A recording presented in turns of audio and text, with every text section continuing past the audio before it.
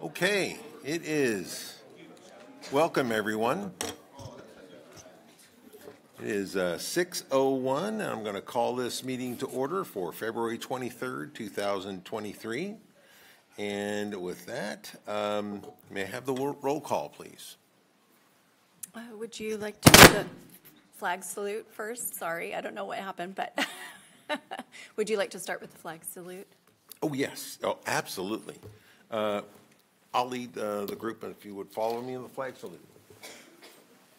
I pledge allegiance to the flag of the United States of America and to the republic for which it stands, one nation, under God, indivisible, with liberty and justice for all.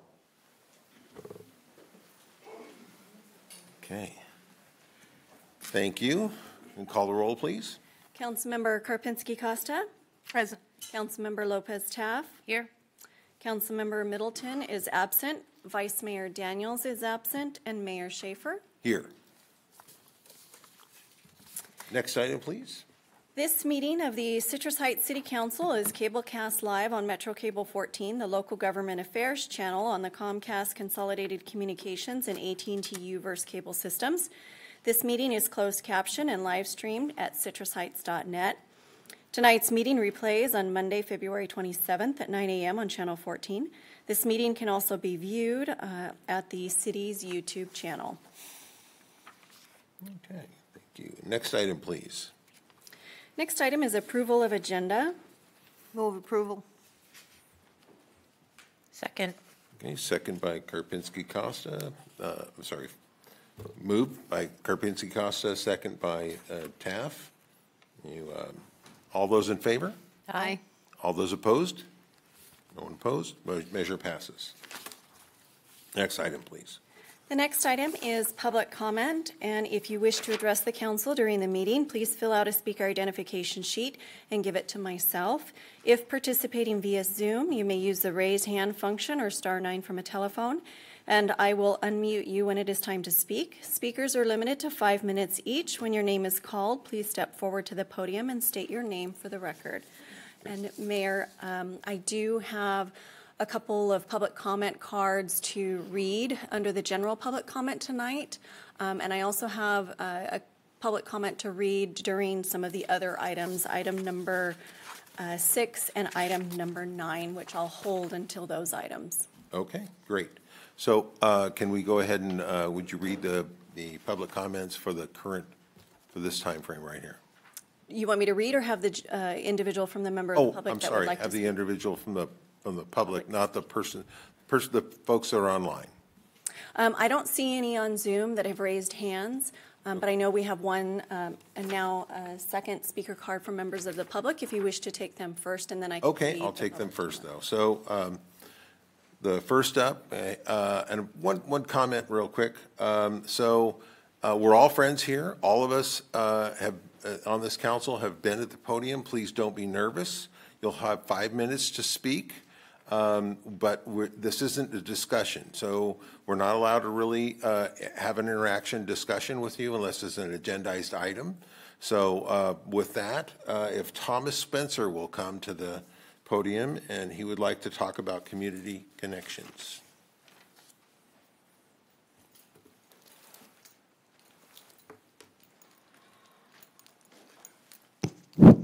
Good evening, Mayor, council persons. My name's Thomas Spencer. I am a constituent and member of Citrus Heights. I'm simply here today to speak of how great a job you're doing.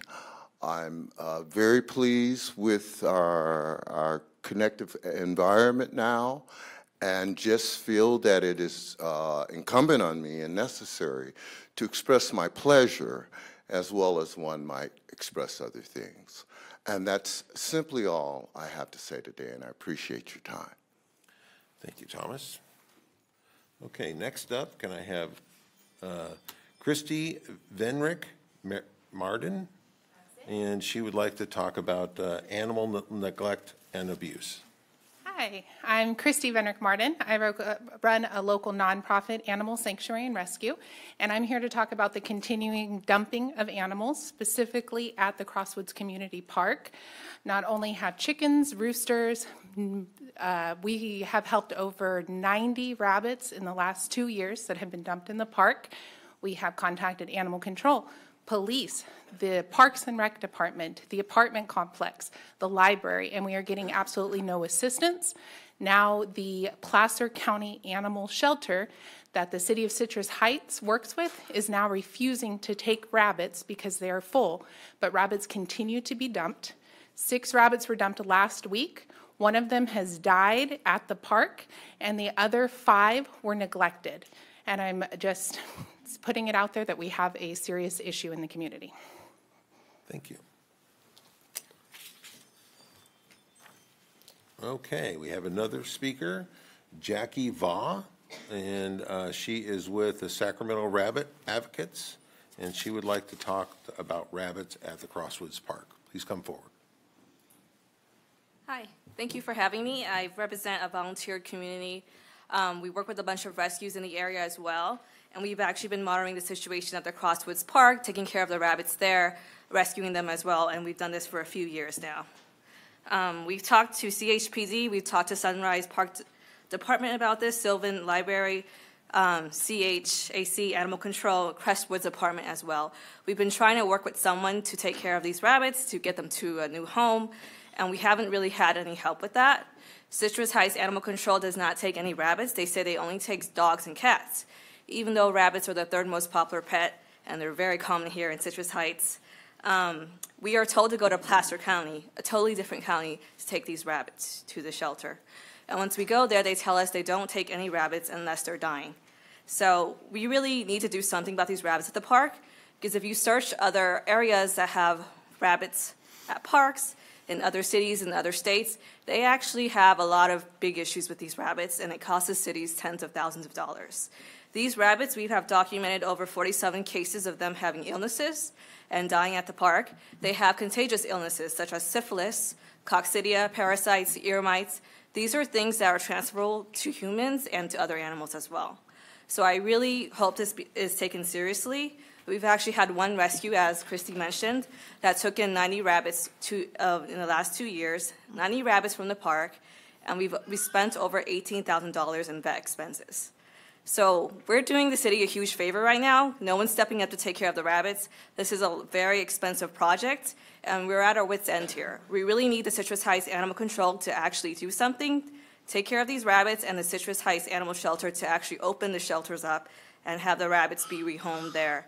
And we are actually willing to to help with this project. We've been reaching out.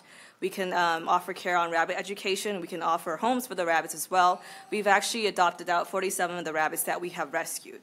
So I'm really just hoping that something is done now. We've been trying for years, and we just haven't heard from anyone. Thank you. Thank you. All right, next I have Elizabeth Rupert. Please come forward. And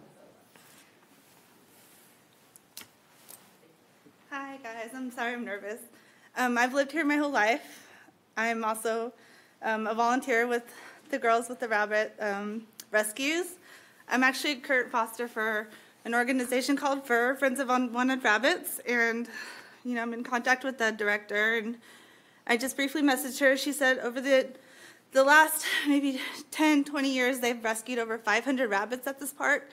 They've been abandoned, neglected, ran over. I don't want to go graphic. You can only imagine the things we've seen and that have been seen when they have been rescued, like Jackie said. So, yeah, I guess my request here is to have surveillance cameras installed. So if they are reported, then it could be tracked on who's doing it. So that's my request is surveillance cameras. And if there are, existing ones, to see if they work. So when, the volunteers do go, they do rescue, but we need to figure out who's doing this, right? Or else it's not going to stop. So that's just my request. That's why I'm here. And also for safety concerns, I do take my kids there. And as you know, there's probably a lot of homeless issues around in the area. So just in general, surveillance cameras installed. And yeah, that's what I'm speaking about. Thank you, guys. Thank you for your comment. Do we have any more comments from online? I do not see any raised hands on Zoom, but I do have 4 public comment to read. Okay. The first is from Olivia Zitter, and they state, "It is a shame that Citrus Heights has done nothing successful in the 30-plus years that domestic rabbits have been dumped habitually and illegally at Crosswoods Community Center. Over all these years, multiple rabbit rescues have tried to step in and stop this problem, but they are scared away often due to harassment from the elderly people living in the nearby apartment complex, the staff at that library nearby, and the unhoused people who live in the park. Imagine if this were dogs or cats. If someone was dumping dogs in the park and the dogs were having babies upon babies, the city would instantly step in to help. Where are they for the rabbits? Where are the police that are supposed to be preventing people from committing crimes like this? Where is animal control and the local shelters? Why is the city so good at turning its back on the issue?" The next public comment is from Cynthia Fagan, and they state, "California Penal Codes 597S and 597.1 state in a nutshell that abandoning pets and neglecting to give them appropriate care are crimes. The rabbits in Crosswoods Community Park are domestic rabbits that have been abandoned and are not receiving appropriate care. Park staff, law enforcement, and animal control are unable to address this issue effectively by themselves. Therefore, they should work together with each other and with local animal rescues to address the issue. One of many reasons aside from the California Penal Code for addressing this issue is the fact that residents have spotted coyotes in the area. With self-preservation instincts being dulled by breeding for docility, domestic rabbits are easy to catch in comparison to wild rabbits. If coyotes repeatedly go to Crosswoods Community Park, they may acclimate to people and approach small children as prey or try to snatch food and bite in the process. For the health and safety of all, wildlife, domestic pets, and humans, the domestic rabbits should be rehomed by animal control shelters and rescues while park staff and law enforcement work to deter further abandonment through various forms of media, park signage, and cameras." The next statement is from Bruce Howe. "The city needs to do their job and fix the myriad of issues at Crosswoods Community Park. It is a dumping ground for rabbits and all kinds of unwanted pets. It's time the city create a project in partnership with the shelter and animal control to deal with this matter. It's unfair to transfer the burden of caring for the issue into groups that are not based in Citrus Heights. Citrus Heights must use your own resources to deal with your own problems instead of forcing other groups to step in. Stop denying your responsibilities and obligations as elected officials. This is an urgent issue that your community cares about and you are not addressing." The next public comment is from Crystal Kwong. "I've witnessed the ongoing abuse and neglect of domestic rabbits at Crosswoods Community Center and Park. Many have shared that the abuse of these animals has been going on for over 30 years. Sunrise Parks and Rec and Citrus Heights Animal Services have continually passed the responsibility to other agencies, while no one is being held accountable for the ongoing illegal dumping of pets. I have found far too many sick, injured, and deceased pets at this one park, and it's appalling that anyone with a heart would allow this to continue. Last year, Animal Services confirmed that it was illegal to abandon pets at the park, but they have shared no plan to hold people accountable. Almost every day, the police are in the park watching the unhoused people, but we still have people dumping domestic rabbits and chickens. With Easter coming up, we are anticipating an influx of dumped animals in the coming months. The summer of 2021, there were over a dozen rabbits abandoned within 48 hours. Over the years, multiple animal rescues have tried to help at this park, but they eventually stopped when they were harassed and faced with violence from people in the park. Last year, I discovered a breeder who was hoarding the rabbits in her bedroom and letting them run free in the park when she couldn't sell them. At one point, she had over 20 rabbits in her bedroom. She was never held accountable for her abuse of rabbits." And Mayor, I do see that an individual has raised their hand on Zoom. Okay, great. Let's hear their comment. Just give me a moment.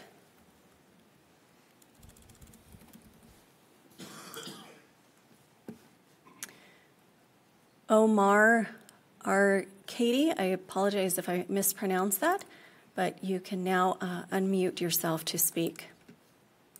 Hello, everyone. It's Omar Accardi.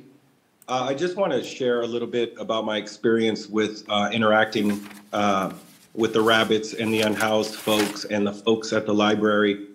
It's definitely become a challenge, especially for someone like myself that cares about the community, cares about what the animals are going through. And it's just a really negative experience all the way around. I see that there is some signage, some attempts to try to get people to prevent from doing what they're doing, but it just seems like nothing's really gaining traction. I would like to offer myself as a liaison to try to help and figure something out that we can do, because it's definitely an issue that needs to be resolved. And I'm willing to help out and check in at the next city council and find out if there's anything that we can do or I can do personally to help. That is my time. Thank you. Great. Any other comments? No, that was all the public comment. Okay, great. Move on to the next item, please. Our next item is presentation number 4, recognition of retiring employees.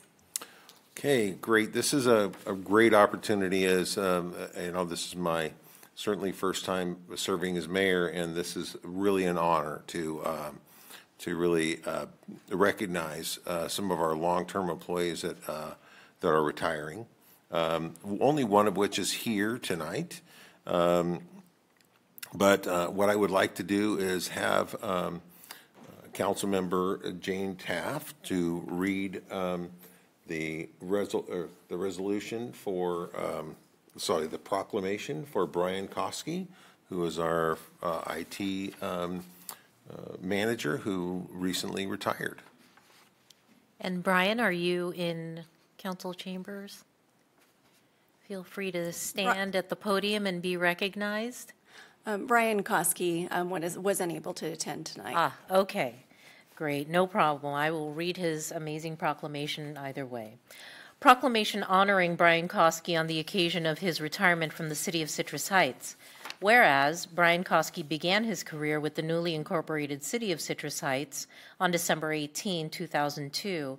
During his tenure with the city, Brian has served as a senior network systems analyst, principal information technology analyst, and on November 16, 2008, was appointed to the position of information technology manager. And whereas Brian distinguished himself as a hardworking and dedicated public servant, at all times committed to the city's core value, providing responsive customer service by ensuring operational efficiency of city services through the use of technology. And whereas Brian's many accomplishments include the implementation of virtual servers that save the city thousands of dollars, thank you, Brian, on not buying physical servers, and during the formation of the police department, he designed a secure network system that was approved by the Department of Justice, saving the city the cost of utilizing an outside vendor. And whereas Brian has over 40 years' experience as a network engineer and was instrumental in the implementation of numerous software and hardware systems. Additionally, Brian showcases musical talent as a guitarist and member of the Citrus Heights employee band, the Voluntold. And whereas Brian was committed to working collaboratively with all city departments, identifying strategies to solve longstanding issues for the betterment of the Citrus Heights community and to further City Council objectives. And whereas Brian Koski has served the City of Citrus Heights with distinction, his leadership, expertise, and experience have greatly contributed to the success and excellent reputation for which the city has come to be known. Now, therefore, be it resolved that the City Council of the City of Citrus Heights does hereby commend Brian Koski for his many contributions, steadfast dedication, and exceptional service, extending to him the sincerest gratitude and appreciation for all he has done for the city, this community, and all those who live, work, and play here. Well done, Brian. I did not know we had a employee band. Yes? The Voluntold. Who knew? Dr. Karpinski Costa, would you be so kind as to read the proclamation honoring Monica Alejandres? Is Monica here? Unfortunately, she was also unable to make it tonight. Well, I will say, I'm really proud to read this because I was here when Monica first started. I remember when she got hired. So, proclamation honoring Monica Alejandres on the occasion of her retirement from the city of Citrus Heights. Whereas Monica Alejandres began her career with the newly incorporated city of Citrus Heights in 1997 as a contract employee and later hired on as a full-time city staff member in June of 1998, serving as the city's 4th employee. During her tenure with the city, Monica has served in a variety of positions, including executive assistant to the city manager, support staff supervisor, management analyst, assistant to the city manager, and in October 2017 was appointed to the position of human resources manager. And whereas Monica's impact on Citrus Heights was immediate as she worked diligently on policies and procedures to support the early years of development of Citrus Heights as an agency, from recruitments to service contracts to customer service, operations of City Hall. And whereas Monica's many accomplishments further include providing critical and administrative support, institutional knowledge for 4 city managers, to the first city council, and to the city manager during the city infancy, and through the establishment of the Revenue Neutrality Agreement, assisting with the stand-up of the Administrative Services Department, Human Resources Division, and the Police Department.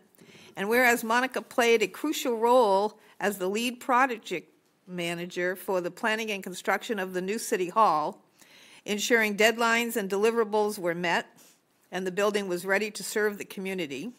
And whereas Monica's extensive knowledge and experience helped lead the agency through the tumultuous 2 years of the COVID pandemic, as she worked tirelessly to keep the organization healthy and armed with procedures, protocols, and PPEs. I'm not sure what that stands for. Whereas Monica's commitment to working collaboratively with all city departments, identifying strategies to solve long-standing issues for the betterment of the Citrus Heights community and to further city council objectives, spanned the longest tenure of any city employee to date. And whereas Monica's done a lot, whereas Monica has distinguished herself as a perceptive, inclusive, loyal, and dedicated public service, her innumerable contributions and invaluable guidance significantly and permanently enhance the evolution of the city as we now know it. And whereas Monica's heartfelt commitment to helping others, her sincere care for her co-workers, her genuine interest in the lives and aspiration of her colleagues and community members, and her dedication to the collaborative improvement of all that she was involved in will forever remain the truest testament to her character, integrity, and spirit of goodwill. And after all is said and done, will be her greatest legacy. Now, therefore, be it resolved that the City Council of the City of Citrus Heights does hereby commend Monica Alejandres for her many contributions, steadfast dedication, exceptional service, extending to her the sincerest gratitude and appreciation for all she has done for the city, this community, and all those who live, work, and play here. Wonderful. I wish Monica good luck wherever she goes. She's wonderful. So at this point, can I ask Greg, our Chief Building Inspector, Building Official, sorry, Greg Anderson, to come forward to the podium, please?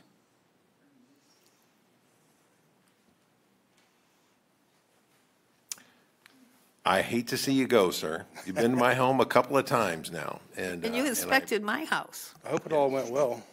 It did. Yes. It's all good. So, well, I'll get on with this here.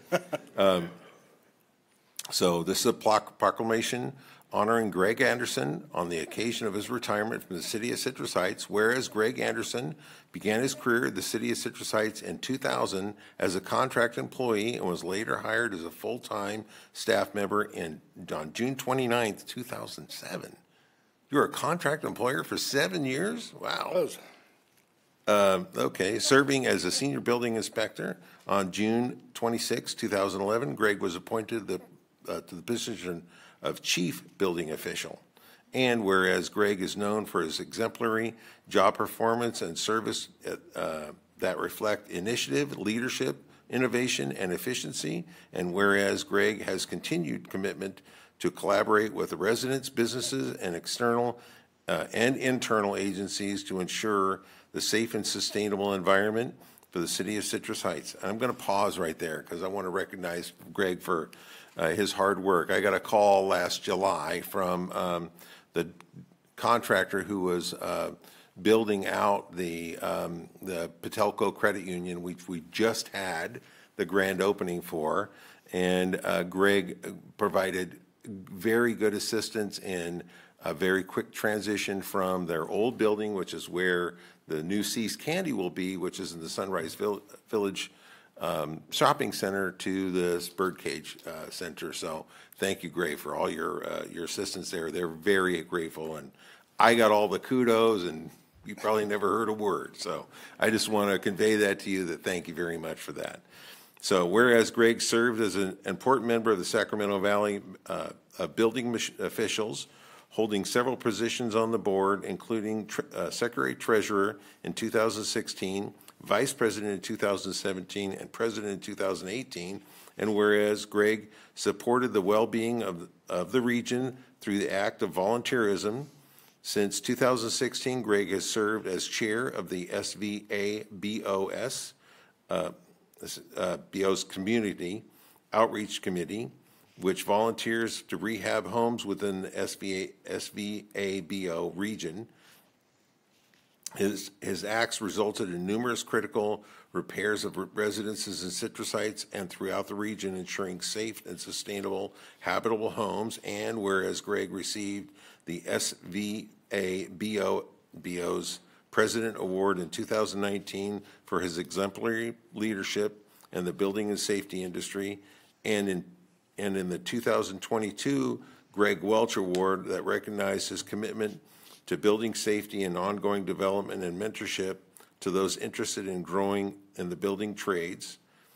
Whereas Greg has been accredited 20-plus professional certifications, including Chief Building Official, throughout the International Code of Council.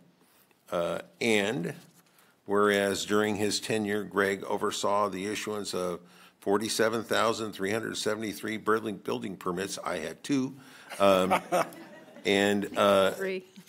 including a total of 37,339 permits in his direction as Chief Building Official. And whereas Greg's focus on mentoring and creating future building and safety leaders has left a legacy that will impact the public sector for many years after his retirement, including those who have had the pleasure and distinct honor of working alongside him. And whereas Greg has served the city of Citrus Heights with passion, exceptional service, and knowledge, his reputation in the city of Citrus Heights, the region, and nationally will not soon be duplicated. Now, therefore, be it resolved that the City Council of the City of Citrus Heights does hereby commend Greg Anderson for his many contributions, steadfast dedication, exceptional service, extending to him with the sincerest gratitude and appreciation for all he has done for the city, this community, and those who work, live, and play here. With that, can I invite the council members down to the podium to present this proclamation to Greg?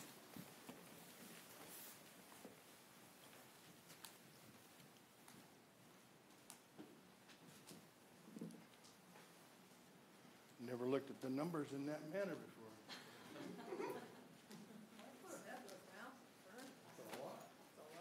That was a lot. That was a mouthful. I only have to calculate it yearly. Okay, I'll stand on this side. Jane, why don't you come in front? There we go. We finally got it. All right. So let's hold this all between us. There we go.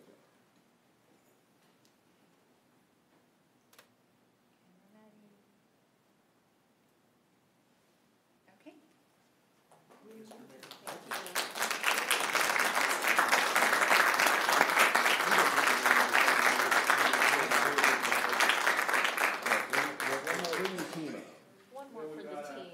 A lot of members of the team here, and also Greg's wife. Come on up and get your picture. Group photo, group photo.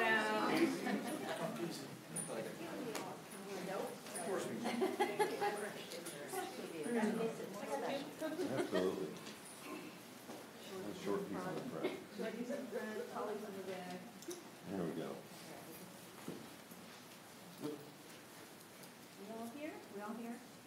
Oh, Ready? Look at me.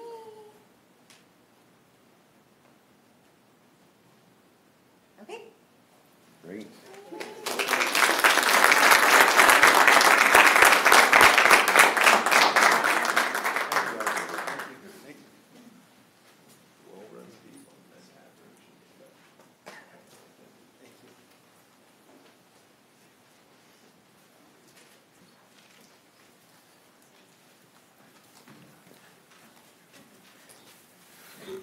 Can I make a comment, Mayor? Yes, I absolutely. just wanted to say that I think it speaks pints and gallons of how great our employees are. They stay here for so many years. The contributions that they gave to this city, because I've been here since the beginning and have seen these three people and everything they've done for the city in different ways.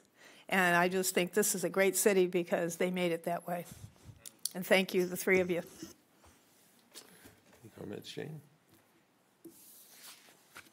No, just echoing Jana's comments there. You know, I've lived here since 2000, and it's amazing the longevity we have with our employees because they love the city as much as we do. So thank you all. Great. All right. Move on to the next item, please. The next item is comments by council members and regional board updates. All right, let's start with Dr. Jana Karpinski-Costa. I have been very busy. My calendar is full. I'm a new board member on several boards, so they have to have orientation of new board member. Here's our budget. Here's our welcome packet, special meetings. And so it's wonderful, though, because it's all new stuff for me. And let's see, we start with, well, you know, I'm a regular on the Mosquito Vector Control Board. So I did go to that meeting, and to let you know, those mosquitoes you see at this time of year are not the mosquitoes that carry West Nile virus. They are annoying. They do bite. As you know, only the females bite. The males do not bite you. But they're the ones that travel like kind of like this in front of your face. So we don't worry about them carrying disease at this time of year. If you run into any in the next month or two or 3 or 4 or 5 that bite your ankles, during the day especially, we want to know about those. And so I did notice there was a couple of nice sunny days, so I thought I'd go clean out my backyard. And lo and behold, I found standing water in a lot of old pots, you know, vegetable pots. And so be sure to drain. Those mosquitoes are going to come out of the winter mode. They're going to be hungry. They're going to want to lay their eggs, and they're going to want to multiply. So be sure to protect yourself just from biting. I'll let you know around May is when the West Nile mosquitoes come forth. So more update on that as we go. So I'm on the STA board. That is the Transportation Authority. And so I did have a meeting with the just one-on-one and met the general manager, got their budget, try to understand where your sales tax dollars go. And I had a short meeting one time. It was mostly a consent type thing. And so as that assignment progresses, I'll let you know what I learn and what I know, how it affects you. The one thing I did report last time, which I'm still proud of, is they do handle the freeway service patrol. So if you break down on the freeway and they zoom in to help you, they're the people that organize that. But my real favorite assignment is the sewer district. So I've scheduled a tour of the ECHO project. If you might recall, Councilmember Bruins used to report on it all the time. It's this 20 acres of, I think it's 20 acres of one building that takes up 20 acres. And I think I read that they used enough electrical wire that would stretch from Sacramento to Phoenix, and how many tons or cubic feet of cement it took to build this building. And it's for the tertiary treatment of water. So water is treated, the sewer water that you flush starts going down that way, but by the time it comes out, they think the river has more pollutants in it than the water that comes out of their system that goes into the river. So it's tertiary treated water that is it's incredibly clean. So I have not gotten to tour the plant yet. And I did have my one-on-one with Mr. Dobson, who runs the agency. What a well-run agency. So I will say that much I learned by looking at their documents and their welcome packet, which is that thing.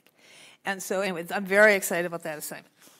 And there will be, it's going to LAFCO to combine the SAC area sewer with the regional sand sewer, so that there are some portions like Folsom, some parts of the city of Citrus Heights that are not in regional sand. I mean, they are in regional sand, but they're not in Sacramento sand. So they're kind of now going to just put them all as one big giant district, which makes sense. What else did I do? I did, if I think of anything else, I'll tell you, because we've just been doing mostly Zoom meetings and sewer. Yep, that's it for me. Okay. What have you been up to, Councilmember Taft? All right, a little bit of fun and a little bit of business. I went to both crab feeds in our town, the Seroptimus Kiwanis Club crab feed on the 10th, and the following day, the Rotary crab feed. Amazing events. You have to attend one, if not both of them, next year. I also attended the Sunrise Marketplace Board meeting on the 16th. Very informative, very interesting, especially in light of Sunrise Tomorrow. And these are business owners who primarily make up the board, and they are very interested in thriving further in Citrus Heights. So that was heartening to see. I have a favorite too. I love going to the library, and I'm on the SAC library board. We had our orientation on the 16th. Did you know there is a library of things? You can actually check out a lawnmower, a KitchenAid mixer, a cake pan. There are so many things that our current modern library does that I was so delighted to hear about, because I began as a child attending my neighborhood library, and very excited to be part of this board. I also went to my neighborhood association meeting. We were able to meet our speaker for the night was Tanya Kravchuk, who is now one of our representatives on the San Juan Unified School District. And so I was very, very delighted to meet her. Wonderful young woman, and very interested in doing great things on that school board. And finally, I had my regular library board meeting today. Great, thank you. So it's my turn. So I sit on the Sacramento Area Council of Governments, SACOG. I've been through 2 of the new board member orientations. I have never met it's a board of 31 members, very welcoming group, and we've had a lot of very interesting discussions. One of the discussions that's currently we're talking about right now is what's called the blueprint for Sacramento. So I'll be talking more about that at some point in the future, but it's essentially sort of a layout, a projection of what the Sacramento area population will look like in 2040 compared to what it looked like in 2016. So that was, like I said, that was very interesting. I do want to remind folks of an event honoring Black History Month. This is at the Fountain Square, the Community Center on February 25th from 1 p.m. to 4 p.m. So please do go and support that event. Unfortunately, I'll be out of town, so I won't be able to make that. But nonetheless, it's great that we should be recognizing them. And I know for a fact Henry will be there. Really? Yes. Okay, great, awesome. Okay, so with that, I did want to touch on Councilmember Daniels and I and Supervisor Sue Frost went and toured the Registrar of Voters facility on January 11th. We talked about that subsequently to that, but what's bringing it to mind is some of you may have heard about a council member down in Lodi who is currently under charges of voter fraud as well as money laundering and gambling and all that sort of thing. And here's the thing. I really hope that anybody who does perpetrate voter fraud should be prosecuted to the extent of the law. And I'm going to be following that case very closely to see how that works out. He sits on the city council. He's an elected official. He was elected in 2020. And he really has, in my opinion, if it's true, if the allegations are true, he has betrayed the public's trust.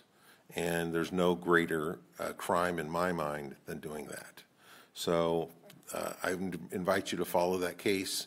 It's going to be interesting to see how that winds its way through the courts over the next couple of years. So, but he says that he hasn't resigned and he still is going to maintain his seat. We'll see if that really stands. So with that, I'm going to ask to move on to the next item, please. Our next item is consent calendar item 5. I'll move approval. Do I have a second? I'll second. Okay. It's only our minutes. That's the only consent item. So, so all those in favor? Aye. Aye. All those opposed? Not hearing any. The motion passes.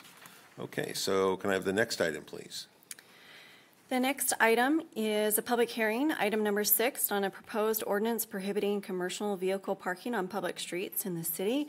And the recommendation is to introduce for a first reading and read by title only and waive the full reading of an ordinance, adding section 94281 to Division 1 of the Citrus Heights Municipal Code relating to prohibiting commercial vehicle parking on public streets in the city. Okay. Chief, before you get started, I want to, because we have 2 council members that are absent tonight, any action items that we vote on, it must be a unanimous vote for the 3 of us.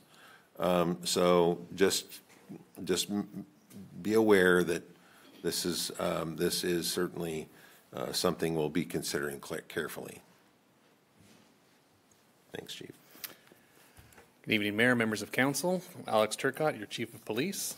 With me tonight as well, although he's always up here, is City Attorney Ryan Jones. Worked on this together. We're here tonight to give an overview of the proposed ordinance prohibiting commercial vehicle parking on public streets in the city. And if I could have control. There we go. So the proposed section 94281 is a prohibition against commercial vehicles on a roadway. It's similar to a section that already exists, which prohibits commercial vehicles from parking in a residential zone. That current section is 94267 subsection F, which prohibits commercial vehicle parking in residential districts. This proposed ordinance will add other business districts and basically encompass the rest of the city in the similar amendment. Purpose of this ordinance is to promote public safety and walkability in the city by prohibiting the parking of commercial vehicles on public streets. Adding this section to the municipal code prohibits vehicles from parking on all public streets within city limits. It does allow for temporary loading and unloading.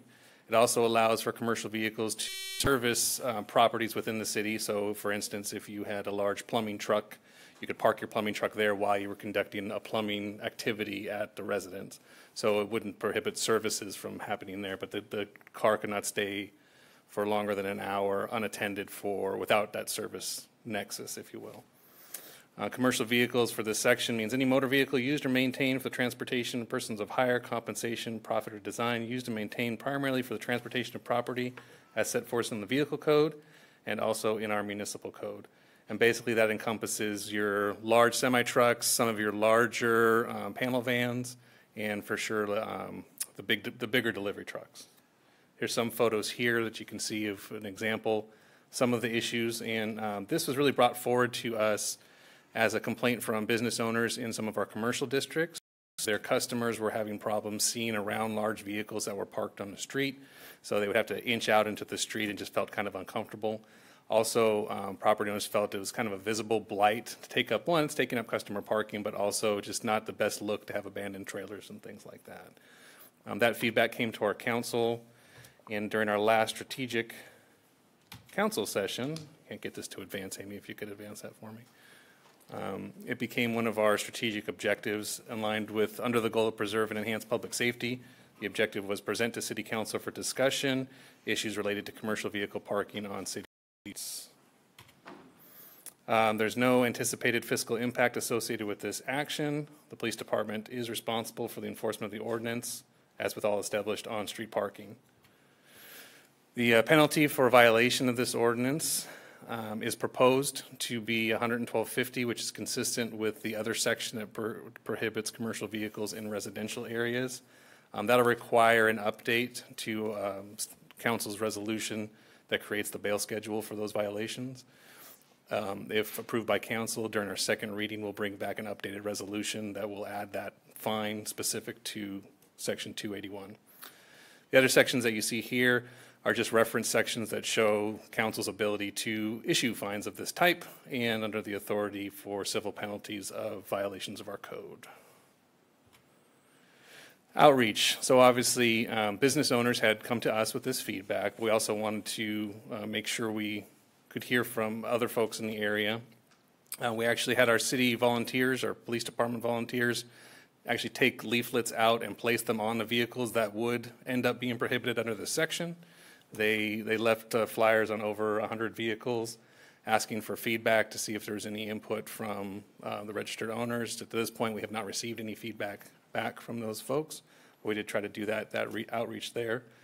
We also posting. This was published in the Messenger February 10th of 2023. And then we verbally briefed not only our Sunrise Marketplace directors, but also the Chamber of Commerce about our intents with the ordinance, and they expressed approval for our efforts there. After publishing the ordinance, we did receive feedback that some of the language in the ordinance might be too vague. It was very simple language there. So in order to add clarity, there is some proposed language should council want to amend the item.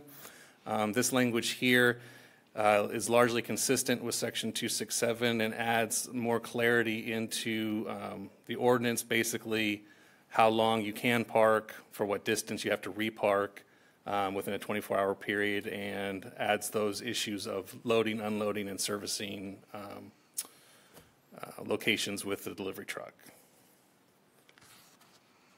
So next steps, if approved, if council approves the first reading, the second reading of this ordinance would take place on March 9th, and the proposed ordinance could take effect April 9th of 2023. Before I go to questions, City Attorney Jones, do you have anything to add, or did I miss anything here? I don't. I think you covered it. Thanks, Chief. Thank you. All right. Can you go back to the slide, the one before? This one. Huh? So this isn't the language you would put in. This is because this says residential district. Correct. You're talking about commercial districts too, right? You'd want it to Yeah. say commercial district? Yes. It should say any district now, but we can. Or residential or commercial, so you'd want to fix that? We'll fix that, yeah. That's Okay. a cut and paste error, sorry. Well, I was concerned with this, that it didn't say, the original draft didn't say how long could you be there. I mean, if I'm going to call the police department and say there's a guy there, but I don't know how long he's been there.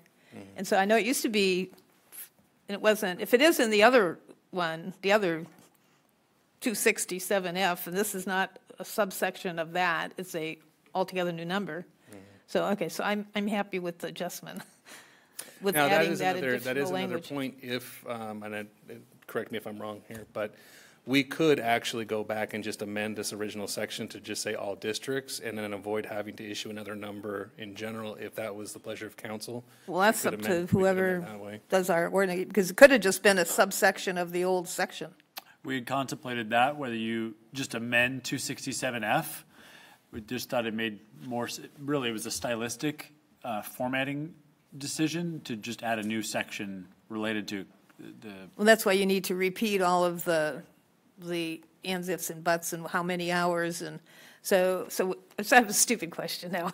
If I see a truck parked where it's not supposed to park, and I call the police department, and they ask me, is this a crime in progress? Is it a crime in progress? No. All right, so It is the at fact that best he's a- there it's at best now, an administrative violation in your presence, okay. not exactly a crime in progress, unless the attorney would like to say otherwise.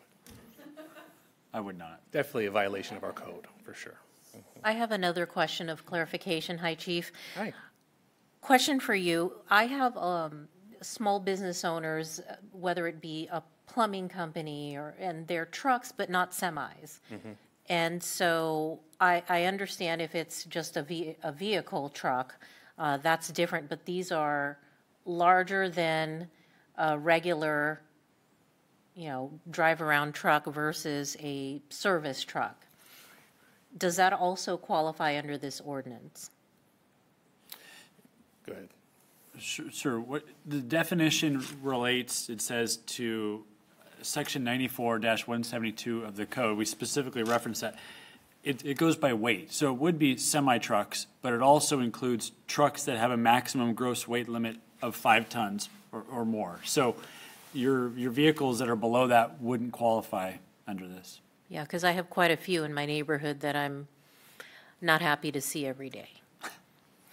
Thank you. Some people take their vehicle home with them, you know, so that's their work vehicle. They might be a service, plumbing outfit or something. They may have to find a parking space then adjacent to their home or somewhere else. Can they park in their driveway?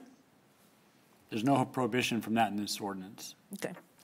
So just to clarify, even a 1-ton pickup truck is still below the 5-ton rating typically.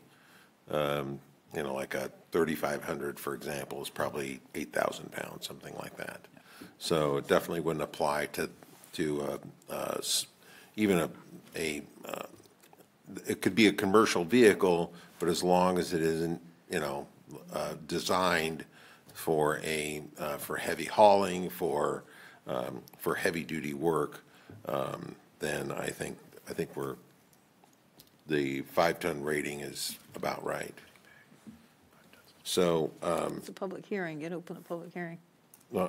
well, I'm just making my comments right now. My question is, and I have a question for the chief. So, you know, how long have people, why did this come up just now? What's the, you know, how come it didn't come up 5 years ago? Was there some kind of change in the neighborhood that sort of people started parking their commercial vehicles there? Has this been a long-standing issue and it just kind of grew into a problem? Or what was do we have any documentation as far as how long this has been an issue?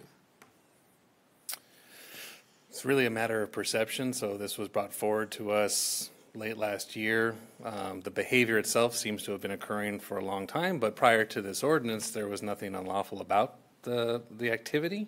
So this was more of business owners feeling that they could improve the quality of life for their customers and being responsive to the feedback they were getting there. But those would just be guesses of why they chose that timing. So the activity of parking on some of these commercial streets with the commercial vehicles has been a long-standing issue. It just hasn't been anything to take action on unless there was an ordinance that violation. And I quite honestly didn't really notice anything till about 2 or 3 years ago. Personally, that was where it really became apparent to me that I would drive down Sunrise Vista Drive, and I think that's the name of the street. But I just happened to notice that there was an awful lot of commercial vehicles parked there. So with that, I'm going to go ahead and if there's no other questions or comments from council, I'll go ahead and open the public hearing. I have one speaker card, so I'm going to open the public hearing, and I would like to invite Scott Brown. He wants to talk about this particular item, and you have 5 minutes. And again, you should feel comfortable here. Don't be nervous. Yeah, we're all here to listen. Not good at this, but I'll try. Okay. You guys brought up some good subjects about that. When was this done? Why is it all of a sudden a problem right now? And there is one business owner that we're aware of that said this, and he's got his commercial trucks, but he's got them in his parking lot. Can you get closer to the microphone? Yeah, better? So he has several big, huge trucks, but he parks them in his parking lot. And I've parked on that street, and I have received a ticket for that. But a few years ago, I never did. Now, all of a sudden, because this one guy is having a problem because his customers, he's got a huge parking lot for hundreds of cars.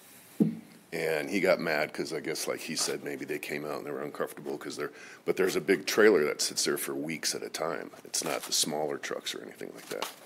So my question is, if that's such a problem on this commercial street, which we were told to park there from parking enforcement, because one of the vehicles that parks there is my neighbor down the street who has a moving truck that's right about at the borderline of the 5-ton thing you guys are discussing.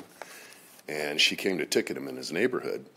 And then he said, well, where am I supposed to park? This is where I live, and I'm not going to go park my truck, you know. Like I have to go 30 miles away to park mine. Not 30, about 20, about 30 minutes. And she says, well, you can go park over there by the mall. That's a commercial development, and you can park there. So that's why he and some of us have parked there before. Now, all of a sudden, the one business owner has caused a problem with it, and now we're all sitting here going, we've been doing this. What's your problem, you know? And with all the homeless people that are surrounding the place, we're like, I think they're more of a problem than a truck that's sitting here. You know, it's not doing anything.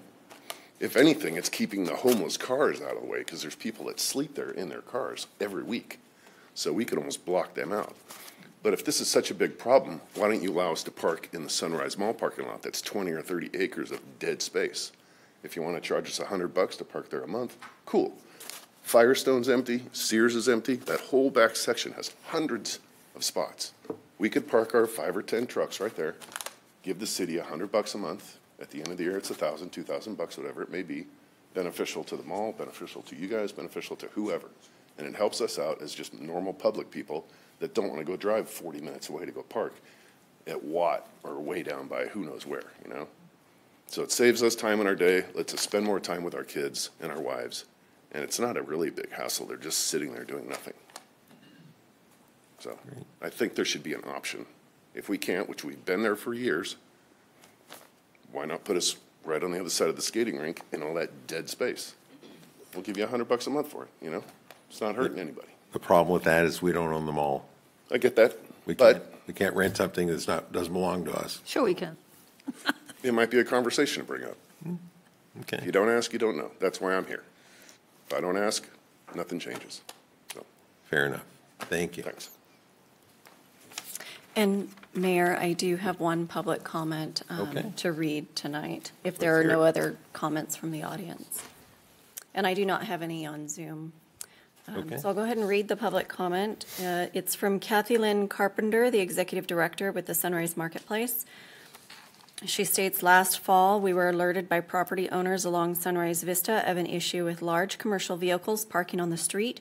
This caused a few problems. The trucks blocked business signage and, more importantly, were difficult to see around when pulling out of Sunrise Rollerland, India Oven, and other business entrances. Officer Schouten noted that it was a hazard when cars had to pull into the oncoming lane to see around the trucks. We requested the city review this and see if an ordinance could address the problem. We support this ordinance, which will benefit Sunrise Vista and other areas in the city experiencing similar issues. We greatly appreciate the city and CHPD responding quickly and effectively with this ordinance. Great. So with that, if there's no other comments, I'm going to go ahead and close the public hearing. All right, so can I have, are there any further comments from council? No, but I'll move the ordinance as we talked about the amendment of adding in the language that this is supposedly a subsection of, and move that subsection language into this. Does that make sense? Well, let me just be clear. So we can either add the language into the proposed ordinance under the number that we had originally proposed, or are you asking that we make it a subsection of the current? No, well, he explained that you wanted to have a separate number. So we need to take the language out of the one that it's supposedly a subsection of and take that language and put it into its own, into this number. Sure, it's actually just a matter of preference, whichever one you guys prefer. It'd just be, the motion would need to reflect that. So if you make the motion, please identify that you'd like the language. Understood we've got to change. Okay, I would like the and- language from 267F put into the ordinance, what is this number? 281. 281. So with that language addition, I make the motion. Okay. Do I have a second? I'll second that. Okay, I have a comment really quick on this, and that is, I just want to make it clear to the public that Kathy Lynn Carpenter is the manager of Sunrise Marketplace. I don't know what the total count of businesses that she represents, but it's a lot, hundreds. And so her concerns certainly carry some weight with me in particular, because I do respect that her constituent business owners there do voice their opinion very strongly. So with that, I'm going to go ahead and support this item, and I will ask for a roll call vote, please. Councilmember Karpinski Costa? Yes. Councilmember Lopez Taff? Yes. Councilmember Middleton is absent. Vice Mayor Daniels is absent. Mayor Schaefer? Yes. And the next item, please. The next item is public hearing, item number 7. The subject is addition and amendments to adopted master fee schedule. The recommendation is to adopt a resolution establishing a new fee and amending the city user fees for certain services provided.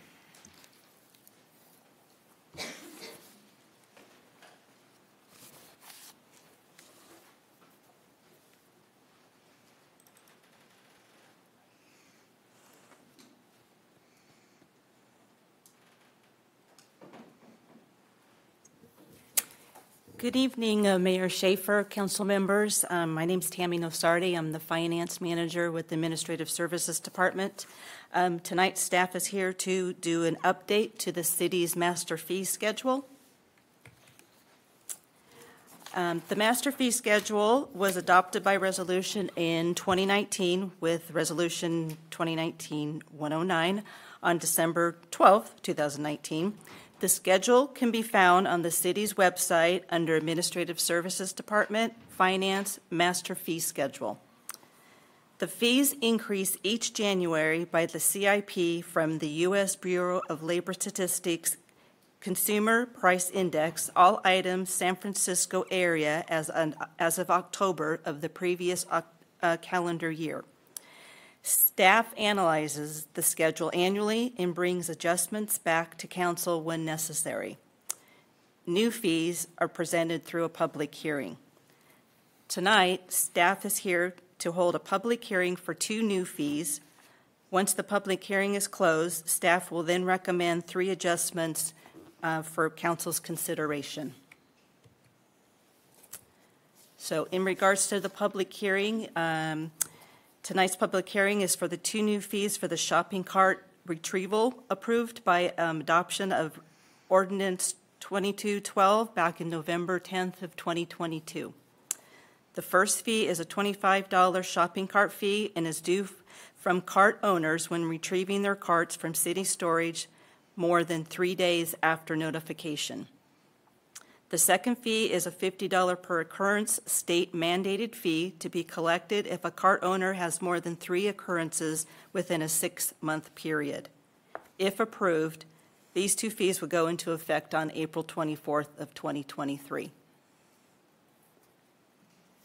So I don't know if we want to do the public hearing now, or should I just go on with the adjustments and then open the public hearing? Do that? Okay. The fee adjustments are, there's 3 fee adjustments. The first one is the rental housing inspection fees. In an effort to be more transparent, staff recommends adding the rental housing inspection fees to the master fee schedule under the police department section.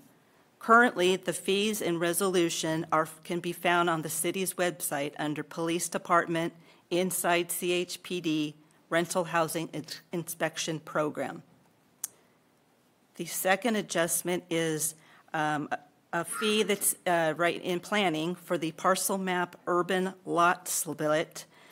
Staff recommends the fee be lowered from $5,000 to $2,000 based on actual costs associated with the application review process. And the third adjustment is we would like to add a new section called citywide fees. Staff recommends creating the section and moving the appeals fee that currently sits in the planning section and move it to the citywide section. The appeals fee of $250 was adopted by resolution back in 1999.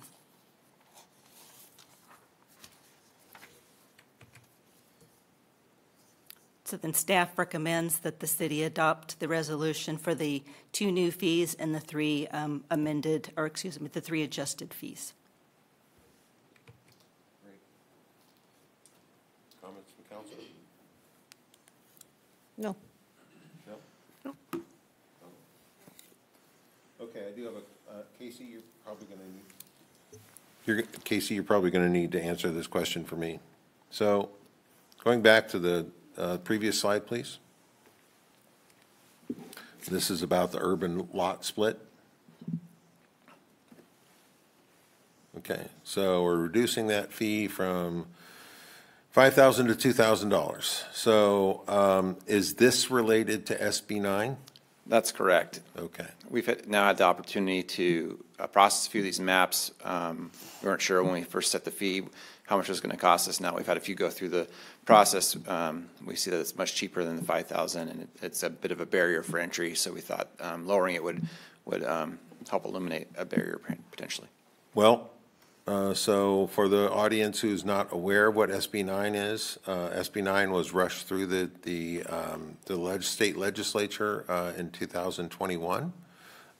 We had to do a sort of an emergency adoption of a plan in order to discourage that what the current council said at the time with this, and one of my comments was that SB 9 is a neighborhood killer. It essentially allows the demolition or the addition of it's either 4 or 6 dwellings where currently only one dwelling exists. So our measure at that time was to slow this down until we had a better understanding of it. And my personal feeling about it is that, and I think this is not great for our city to have this imposition from the state. And I would like to know from you, Casey, what are the consequences of not reducing this to $2,000? I think we are only permitted to charge what the costs are that it costs us to provide these services. Confirming with the city attorney on that. So basically, this is a deposit. We do a drawdown account, and we bill the folks that are going through application whatever it costs us to provide those services, and we end up refunding money numerous times. So that's why we thought we'd eliminate that step and maybe make it less big of a return at the end of the day. So can you weigh in on that for me? Yeah, I concur with what Casey's saying. You could keep the deposit higher and return. We can't make money. We're not allowed to exceed our costs in the fees. But if you want to keep the deposit at a higher amount and we return it in case that threshold doesn't get reached, we could certainly do that. Okay. So so far, how many people have taken advantage of SB 9? Looking at Allison, about 7 of them. 7 lots. And how many, so that went from 7 homes to how many homes are proposed there now? Those are the splits. There's Those are the different splits? options. They could as you explained, there could be splits, there could be additional homes on there, so it gets a little bit complicated, but those are the splits, which are the. So the potential is you could have up to, it's 6 homes per lot, right? 6 dwellings? 4 per lot. 12, so we could go from 7 to 28, right? Or In theory. It has not happened at this point. in theory. Could I ask you another question? Is that there's a movement in some Southern California area to take SB 9 and recall it. If that happens, what happens to the people who have already participated in splitting lot? Do they have to give back their lots? I think once the map's recorded, it exists and is there for perpetuity. Yeah, I'm familiar with, there's a lawsuit from charter cities that have tried to. No, there's another movement. I heard of it on the League of Cities thing, and somebody announced their website where they're trying to put it on the ballot for a popular vote. Right. I think once it happens, it'd be hard to untangle that after the fact. You'd think the lawsuit would put in abeyance all current, you'd think they'd put a TRO on it or something. They certainly could if that's, but ones that have already been consummated, I think that's too late. But if you're in the middle of it and you put some kind of lis pendens or a TRO in place, that would hold those at that point. Well, somebody better get on it.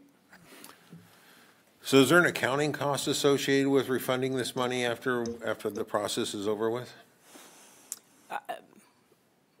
I mean, no. I mean, $5,000 and you refund $3,000 versus $2,000 and you refund $500. I mean, it costs us the same to process those checks. Okay. It's just a matter that you're having a large deposit on account that you're then going to just turn around and return. Okay. Well, So we have a motion right now. And, We need to open the public hearing. oh, I'm sorry. All right, I'm going to go ahead. Thank you, Casey. I'm going to go ahead and open the public hearing. Do we have any comment from the public or anybody on Zoom that would wishes to comment on this item? I don't see any raised hands. Okay. Going once? No one wants to speak to it? Going twice? Okay. I'm going to close the public hearing and ask for any additional comment from council members. Jane? No. Gina? All right, so I'm going to make a motion that I would like to keep the $5,000 amount for the little incentive that it might provide in slowing this whole process down. So other than that, I I could will. support that amendment for that adjustment. What's that? I will support your Thank you. doing that. Thank you. So we have a motion and a second. Is there anything else I need to add to this to make that clear? Okay. Okay. So may I have a roll call vote, please? Councilmember Karpinski Costa? Yes, as amended. Councilmember Lopez Taff? Yes. Councilmember Middleton and Vice Mayor Daniels are absent. Mayor Schaefer? Yes. Okay. Let's move on to the next item, please. The next item is regular calendar. I'm sorry. Item number 8, the subject is resolution to adopt affordable housing ownership program guidelines. The recommendation is to adopt a resolution adopting the affordable housing ownership program guidelines and finding the project is categorically exempt from review under California Environmental Quality Act, CEQA, pursuant to CEQA guidelines, section 15061B3.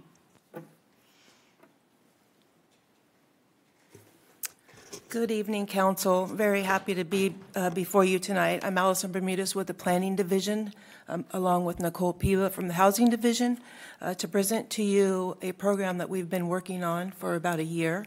We're very pleased to present to you a proposal for program guidelines for affordable housing developments in the city. All right. So first of all, the reason we're presenting these to you tonight is if you recall, a few weeks ago, I brought a presentation to you on several new housing legislations that became effective this year. Several of those bills that were presented had that affordable housing component with it. And really, the purpose of those was to develop or to encourage developers, when they're doing housing, to include an affordable component in their projects. So should we have any of those projects come forward, we really didn't have the mechanisms in place to oversee or to guide that program. So that is the purpose that we have developed these guidelines in concurrence with our consultants that are here tonight. Ownership program, what we're going to talk about is how it relates to the general plan. It's a policy in the general plan and some of its goals. We'll talk about the purpose of these guidelines and give you some program highlights. I'll have Housing Inc., our consultants, talk about the key components that are so necessary in this program and that are so great for the community. And then we'll wrap that up and answer any questions that you have. So first of all, the general plan and how this program relates to our general plan, specifically our housing element, which is a key section of our general plan that really talks about the city's policies and goals for the future for our community in the regard of housing. We want to promote housing, home ownership. We want to keep our housing stock in good repair, so it covers many of those elements. But one particular goal in the general plan is Goal 24 that talks about a balance of housing, providing a variety of types of housing for segments of the community, different housing types, and different affordabilities, specifically the policies that promote some different actions like leveraging funds, some private funds to promote home ownership, to encourage people to own a home where they work, and to really partner with our community and other agencies on promoting home ownership, and then really being innovative in how we do that. And we believe this program is hitting many of those key actions. So the purpose of the guidelines, as mentioned, is really to address affordable home ownership potential development in the city. We did review our existing policies and programs, and we didn't really have anything in place formal for those type of developments. So we did determine that we needed to develop a program and sought out help with our consultant partners here to develop this program. So I'd like to turn it over to Housing Inc., who was really instrumental with Nicole and I in working together on this program. They're experts in the field of affordable housing in the state and really taught us a great deal, and we're great partners. So I'd like to turn it over to them to talk about the key elements of our program. Good evening, Mayor and council members. We're so excited to be here tonight. Like Allison and Nicole said, we've been working on this project for a year, and so we're really happy to bring you our findings tonight. I'm Teresa Martinez-Gonzalez. I'm Robin Van Ecklenberg. Nice to meet you all. We'll tell you a little bit about who we are, and then we'll dive into the guidelines and how we worked with the city to structure them. We are a very small consulting firm. It's just Robin and I. We work all over the state of California. We've been working in affordable housing for over 20 years each, so we have a combined experience about 40 years, and we love home ownership. We partner with local governments, home builders, and property managers to offer homes with restrictions, and we'll dive into that a little bit about that in our presentation, that are offered and priced for income eligible. So we're working right now all over the state, but we're really excited about working with Citrus Heights because it's our backyard. We work all over the state, but we're here locally. My family owns businesses here, and Robin's grandparents live here, and so we were just really honored to work here. We also, during the course of the year, have seen the housing market change, and also wanted to congratulate you on becoming a designated pro-housing city. So that was really exciting for us because we're just happy for you all. What we do is we work with cities and builders on affordable ownership to kind of manage the intersection between state and local housing regulations, guidelines, the finance and the fiscal responsibilities, and the data, and then bringing in, a layer of the important pieces for each city. And so dive into what is important to the city of Citrus Heights for a potential ownership program. Do you want to add anything, Robin? No, I think that's great. And when we developed the guidelines, so as Teresa mentioned, we've each been doing this for over 20 years, come with a wealth of knowledge, and really look at developing guidelines that are more like framework, right, for developing successful long-term affordable programs that will be of value not only to the city but to the residents and those who pricing increase, create that affordable housing stockpile available to the residents of the city. So that was kind of our approach to be able to partner. And then, as Allison mentioned, look at some of the programs that you already have in your pipeline, like your first-time homebuyer program, and trying to marry those regulations to make it comprehensive and kind of encompass that. So, we looked at kind of everything that the city had to make it as useful and helpful, and also available to what you already have in your pipeline. So we're going to go over what the program guidelines are about and how that's related to this potential framework, and then we'll dive into the legal piece that ties it all together. So the program guidelines are a framework for a successful, equitable, and compliant affordable housing program. They establish the processes and procedures both internally and externally. So how does the city and the staff manage the program day to day, but then also what are the individual roles and responsibilities for the different stakeholders, including the developers, the participants, and also the guidelines provide a long-term roadmap for monitoring and the reporting activities and processes. So if you think about, we spent about a year working on this program together to set up the next 45 years. So deed restrictions can be recorded onto the property, and they run with the land for 45 years. So when we were building this work, we're really thinking, what does the next 45 years look like? I'll let you know, why don't you talk? So guidelines are going to outline the framework for how the city administers, creates affordable housing programs in the city. In addition to the framework, outline some program eligibility and buyer selection to be able to select buyers and underwrite those buyers. The city has another development that will have an affordable housing component, the program guidelines as a tool to be able to successfully implement that with state legislation in mind, as well as some local included in that. So we're going to have buyers are going to have to be first-time home buyers. We have defined what that means. Buyers are going to have to be income eligible, and we'll go into that in just a second. Buyers will be required to meet certain lending requirements. Buyers will be required to have go through home buyer education as part of this opportunity. The other things that we're going to be looking at as developments come up that will have this component is live and work in Citrus Heights criteria or work Heights. So the goal is to help the people who live and work here be able to afford to own here. Next slide, please. Go ahead. So deed restrictions run with the land.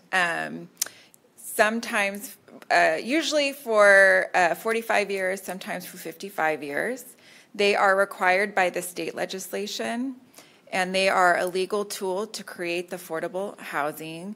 They govern the use and the transfer of homes, and all of this is outlined in the guidelines. They help preserve long-term affordable housing in the city and really focusing on people who live and work here. And they also, into the legal documents, there are requirements for ongoing monitoring, compliance, and maintenance of the home. Including insurance requirements, landscape requirements, code requirements, those kinds of things. So in terms of who would be able to participate in these programs, so the state will dictate really what the sales prices will be determined, and they'll be project specific. Because things like interest rates, homeowners association dues, property taxes, maybe Mello-Roos, will have to be identified on a project-specific level to be used as variables when determining what those prices are. There's a formula that the state has outlined that we've included in our guidelines so that we're consistent with that legislation. The homes will also have to be affordable to income-eligible buyers. And so if you look at the chart in front of you, we've highlighted the low-income category. So the homes that are designed for this program are designed for families that are what we call low-income or 80% under. The incomes are still pretty high for low income, right? So you're looking at, for a household size of 4, $81,000 a year. Those folks still are going to struggle to be able to afford homes in Citrus Heights. With your median prices for the county of Sacramento over $500,000, the folks in that income range, especially with interest rates, are where they are now. Can we ask questions as you go on, or do you want us to wait until the end? Sure. Yeah, it's fine with us. I'm just wondering, so if the average median income over 45 years changes, does the criteria change? So the way it would work is it's a formula. So it's going to be based on the increase in that area median income so that that home always remains affordable to that income category and that income group. Okay. So, for example, the other thing is that you have to be below the household income limit, but you have to earn enough money to afford the mortgage.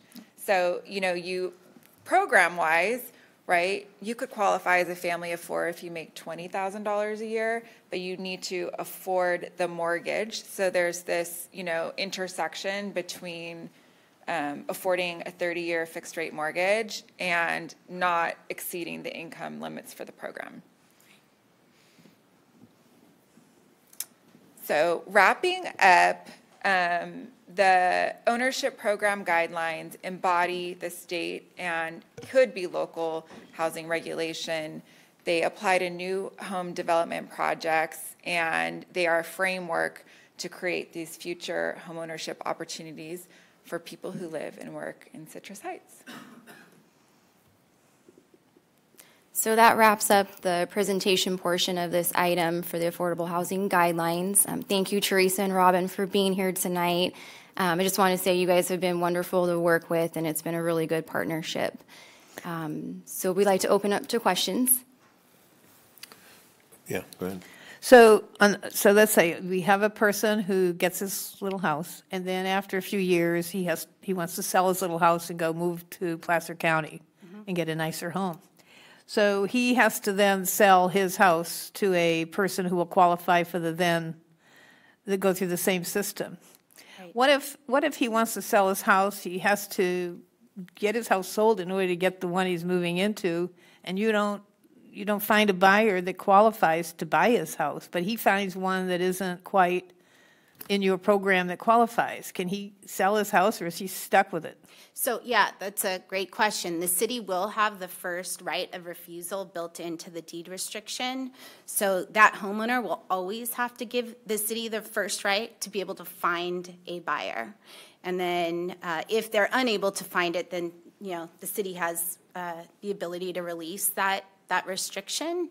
The goal always, though, because these really are assets based on, the values, right? The regular market values. A lot of times they're not priced at the same value as market rate. So generally we don't have an issue. I haven't had too many issues. And Teresa and I administer a lot of resale programs with these similar deed restrictions. Generally, you don't have a huge issue finding buyers for that. That having been said, the city could not exercise their option and allow the owner to be able to find another buyer. In that case, there's a built-in what we call excess sales proceeds. I couldn't think of the word. And anything that home is sold for above that maximum restricted price has to be paid to the city. Oh. So, for example, if the maximum resale price is $300,000 and he sells it for $400,000, that $100,000 would come back to the city, and then they could use it for potentially other affordable housing projects. Who is it? Your organization that keeps the record keeping for the maintenance and making sure qualification stays there? So we've built, or is the city responsible for that? We built the guidelines to be kind of a framework. That's definitely an option for the city to contract with us to do that as projects come up. Right now, the guidelines are open to kind of who has the roles and responsibilities. Right now, the city does, but it's definitely potential to partner with us to do that. Because the city has the first right of refusal, these homes are considered in some ways a Get closer to the microphone. Because the city has first right of refusal on this home, because the deed restriction runs with the land and is in the name of the city, the home is considered somewhat of an asset of the city.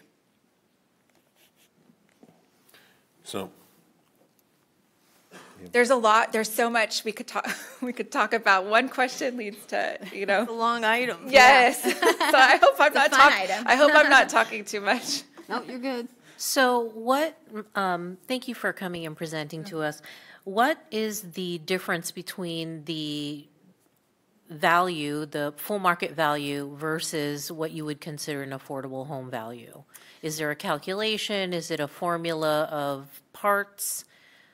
Yeah, so that is a great question. So it's not necessarily related at all. It really depends. So when you're looking at determining the fair market value, that's going to be based on local comparables, right? When we're looking at determining the maximum, like a maximum sales price for an affordable unit, we're going to look at current household income.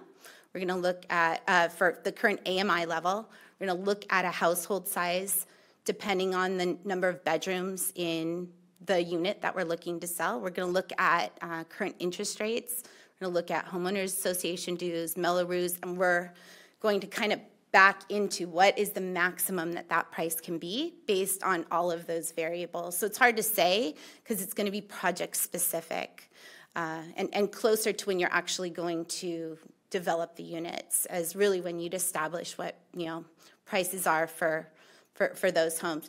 Now on the resale, you know, and fair market value would matter, but generally speaking, that's going to be a whole lot lower than fair market value, or it should be.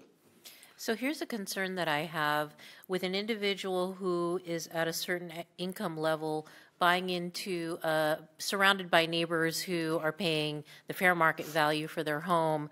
What will be their required upkeep of that home? Will it be determined that they have the extra maintenance dollars to be able to afford that part of home ownership? Because I know, you know, for everyone else, that's a difficult part of the equation as well. Can I give a scenario? Yeah. Okay. Please. Worst case, most terrible scenario you could ever think of, right? You have a homeowner who buys their home and they take off their roof and they let the lawn go and they park cars and on the lawn and the oil seeps through and then their driveway's cracked. The city can force the sale of the home if the homeowner isn't maintaining their property because it's considered a city asset, and so the deed restrictions outline maintenance responsibilities for the homeowner. So totally worst scenario, right? Like so who takes the hit then? Does the city take the hit? Does it? Let's say that they do all that. They take the roof off. They. Right, that's a code enforcement issue. Yeah. The homeowner. The homeowner would, but. Well, their bank, whoever, because. Right, or their bank. So what the deed restriction will do is that will act as a covenant on the property, similar to like a CC&R.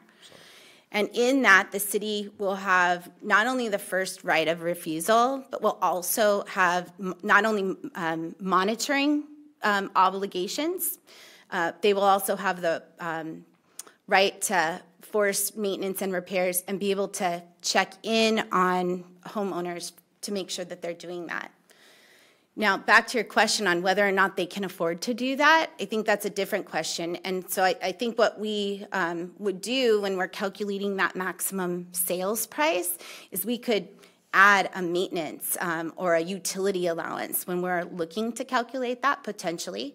And that's totally up to the city. The guidelines are fairly open in terms of what variables we would have included in that price. So that's certainly something that we could do to make sure, based on the income that they're at today when they're buying, they'd have the resources to be able to keep up with that long term. But that having been said, the city would have that restriction that would really force compliance. And the city's first mortgage requirements have an extra layer of affordability for your home ownership programs, like the first-time home buyer program. So buyers can only 40%, right, is their front end? Yeah, 35%. 35%. And whereas banks might allow somebody to spend 60% of their income on a mortgage. It depends nowadays, right? But this program is 35%. Yeah. And so Do we'll look do you at work that. with realtors to help find these buyers so that, I mean, for the buyer for a resale? Like, it seems to me it would be tough to market your house if it's got all these deed restrictions on it.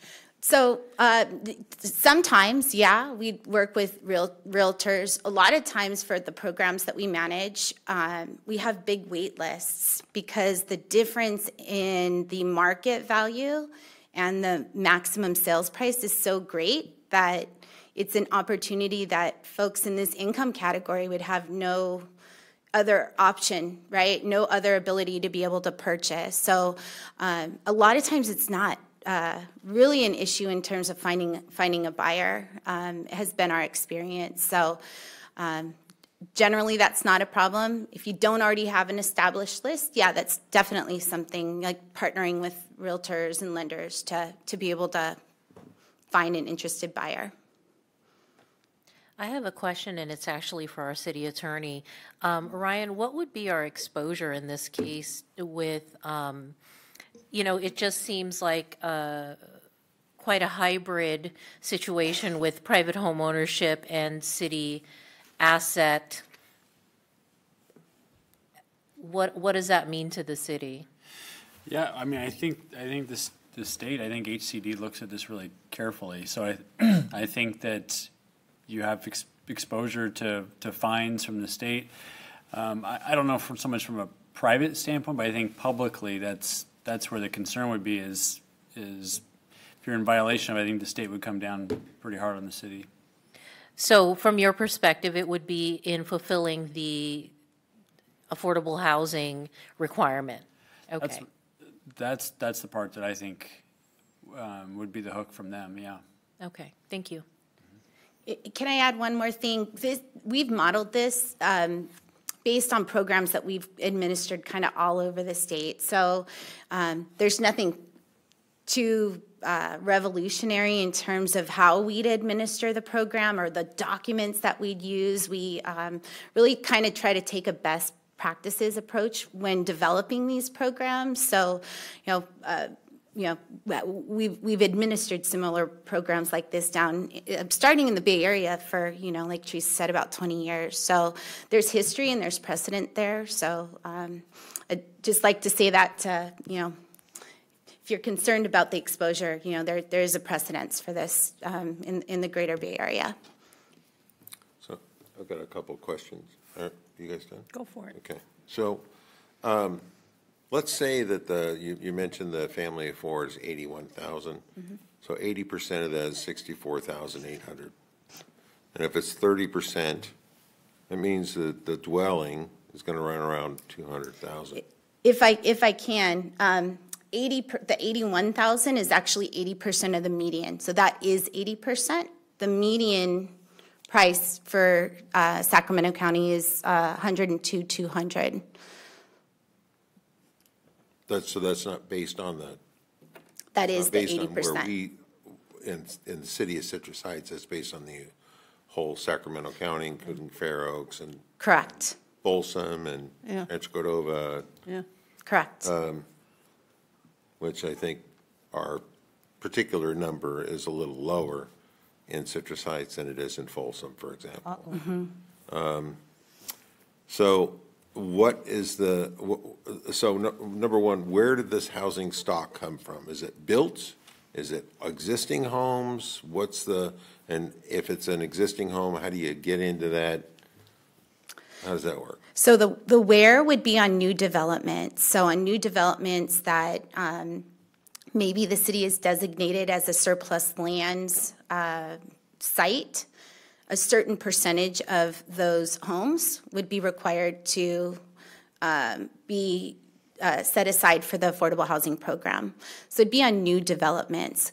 Going forward, after developments are built and the set-asides are made, then that would be an ongoing resale activity for the city. So is this, so we've already designated some lots for Habitat for Humanity to build some homes there. Are you guys working with them, or are they directly are you guys working on a similar sort of competing program, or how does that work?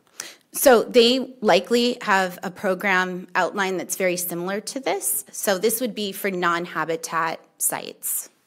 Habitat for Humanity is an affordable developer, which is different from new affordable home development by state legislation.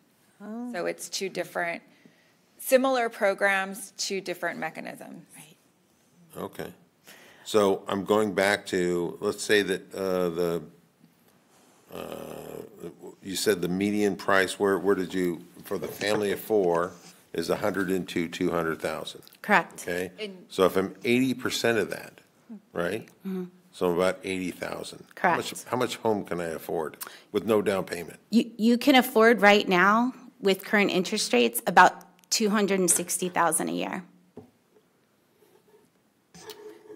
So not a lot, and which is why this becomes a real asset, right, for the city. When you're looking at similar homes, are probably closer to 400 or 500, probably 5 and up. This becomes a real asset not only to the city, but the residents who, in that income range, and again, those are pretty high incomes when you look at it, really have no other opportunity to be able to afford particularly new homes. So if this is over 45 or 50 years, let's say that I buy this and 15 years down the road I decide, I want to rent this. I'll buy a different house, I'm going to rent it. Yeah. What's the rules on that? How does that work? So, great question. We have a monitoring provision outlined in the program guidelines that would also be reiterated in the deed restriction that require owner occupancy. In addition to that, the city would be obligated to monitor ongoing, annually, generally annually, like you already ongoing your home funds and your Cal Home funding, so that's already something you're doing. It would be kind of the same thing. They would be obligated to monitor and make sure people are abiding by the restrictions. So rental would not be acceptable. Okay. Do we have any developments right now that are on the horizon that would qualify for this program? We do not have any that are in the pipeline. Sylvan would have been one, should that project move forward, because that land was designated a surplus by the city. We would have that requirement that a percentage of those lots would be put in an affordable program. Okay. Well, that's all I had. Thank you. Thank you. So with that, we'd like to recommend a motion to adopt the Affordable Housing Ownership Program guidelines. I have a question on that.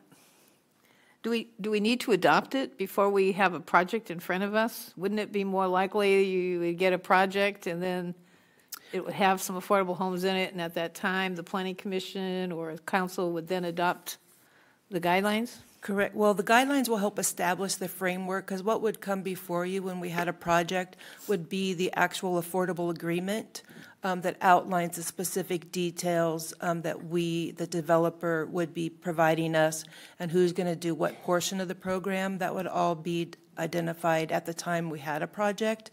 These are very broad guidelines to kind of help those conversations get started and help us develop the framework when we have a project. Because it seems some of these could be modified at the time of a project. Correct. To fit the project. They're very broad, redundant. On purpose.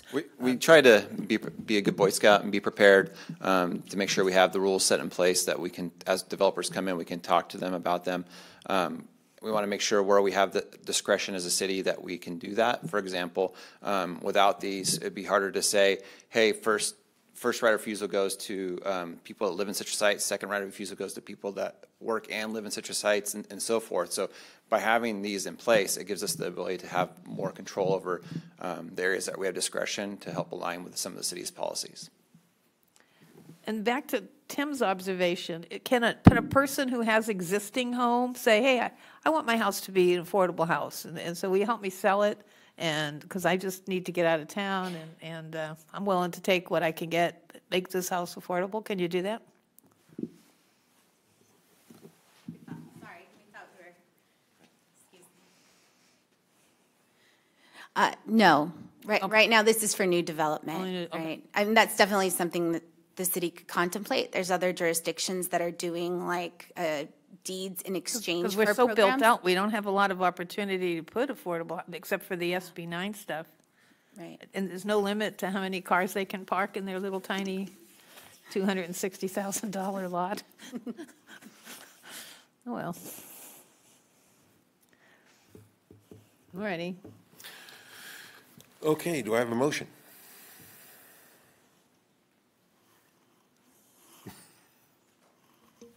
Mayor, I can't remember if we asked for public comment or not, but we should. Oh, absolutely, thank you. Let's go ahead and open the public hearing then. Are there any public comments on this item? I don't see any raised hands, and I have not received any speaker sheets. Anybody from the audience? Mike, audience make a public care to weigh in? comment. Michael. Okay, I'll close the public hearing then. All right. Now do I have a motion? Okay, well, Here's what, I just think that we ought to wait until we have a project. It just makes more sense that we can form our policy around a project instead of have a policy and hope a project fits into it. Mr. Mayor, I think we could talk more about this at a future meeting. I don't think there's any. And when we have a full council for more Yeah, I don't think input, that the whole council is not here. Maybe it'd be good to come back and have a bigger have discussion. some wider discussion on this. So we And could maybe the certainly do gals that at a could come future back meeting. too, because they do a good presentation. I'm sure we could arrange for that. They do a good presentation. so let's defer this item to a future council meeting. Great. So with that, I should have said this at the beginning of the meeting when I asked for approval of the agenda, but I would like to recommend or make a recommendation that we move item 9 to a council meeting, a future council meeting where we have a full council. I can second that. Any issues we need to do with that? No, that's fine. We can move it. All right, so next item, please.